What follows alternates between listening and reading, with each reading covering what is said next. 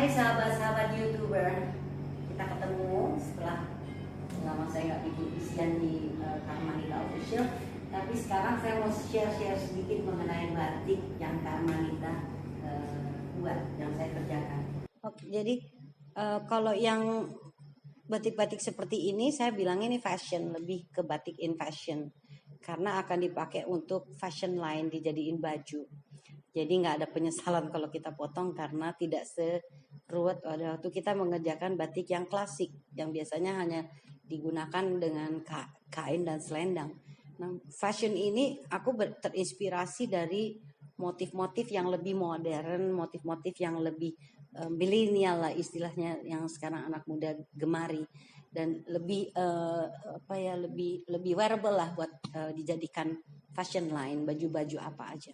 Nah, kalau saya bicara tentang pewarnaan, pembuatan, semua sama batik itu basicnya sama, yaitu menggunakan canting atau cap dengan malam. Tapi ini lebih digunakan untuk dresses or any wearable. Jadi tidak seperti batik klasik yang lebih banyak digunakan hanya kain, selendang atau kemeja. Dan saya kira di line fashion ini yang udah saya kerjain sekian tahun, itu anak muda lebih memilih membeli batik-batik seperti ini karena mereka bisa pakai kapan aja. Nah, dan bahan dasarnya kalau kita perhatiin pinggirannya itu ada seperti zari yaitu pinggiran. Memang bahan dasarnya itu saya bikin di India, di Calcutta, dengan katun yang sangat tipis, sangat comfortable dan wearability-nya tinggi sekali sehingga enak untuk dijadikan fashion line. Nah, kalau yang batik ini sama prinsipnya menggunakan canting dengan malam, tapi lebih jelimet dari isi-isinya, dari motif dasarnya sendiri, dari pewarnaannya, dan bahannya pun menggunakan bahan sutra yang sudah jacquard, yang udah ada gradasi motif. Dan bisa dikatakan batik-batik ini penggemarnya pasti kolektor yang akan ingat kalau Karmanita itu cuma bikin bahan apapun cuma ada satu dan hanya sekali bikin seperti itu, warna itu dan style itu.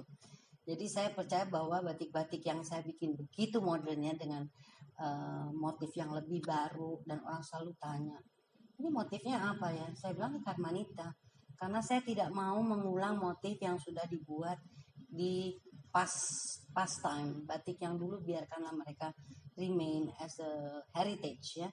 Dan jadi si almarhum yang mengerjakan batik-batik cantik dulu itu juga rasanya damai mungkin. Saya selalu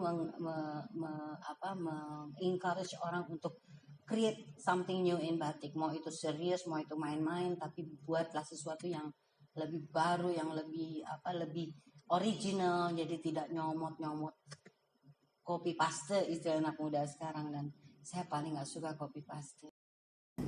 Dan saya merasa bahwa batik-batik Karmanita itu dari mulai tahun 80-an saya bikin sampai hari ini orang-orang itu semua masih menyimpan dan memakainya. Dan mudah-mudahan ini berkenan untuk juga menjadi sebuah edukasi dan mengingat kembali bahwa being original is always you.